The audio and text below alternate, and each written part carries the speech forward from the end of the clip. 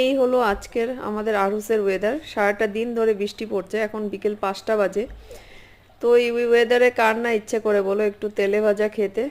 তো তার জন্য দেখতেই পাচ্ছ আমি আলু একটা ভালো করে গ্রেট করে নিয়েছি, পেঁয়াজ দিয়েছি, লঙ্কা কুচি, কারি পাতা আর ধনে পাতা নিয়েছি। আর বেসন ছিল না বাড়িতে, তাই দুটো পাউরুটি ভালো করে জলে ভিজিয়ে নিংড়ে নিয়েছি। ভালো করে নিংড়ে নিয়ে তারপরে আমি দিয়ে দিয়েছি 1 চামচের মতন একটু রসুন আর আদা বাটা, আর একটু কর্নফ্লাওয়ার দিয়ে ভালো করে মেখে তারপরে গরম গরম পকোড়া বানিয়ে নিলাম। তো আর সাথে করেছিলাম ক্যারামেলাইজড টি। তো পকোড়াগুলো হয়ে যাওয়ার পরে একটু ক্যারামেলাইজড টি বানিয়েছিলাম, যেটা সময়ের জন্য আমি পুরোটা দেখাতে পারিনি, কিন্তু আমার আগের ভিডিওতে আছে ক্যারামেলাইজড টিটা। তো এই চিনিটাকে ক্যারামেলাইজড করে তারপরে চাটা বানিয়েছিলাম। তো আমার রেডি হয়ে গেল গরম গরম পকোড়া সাথে চা। আমি মুড়ি দিয়ে খেয়েছি।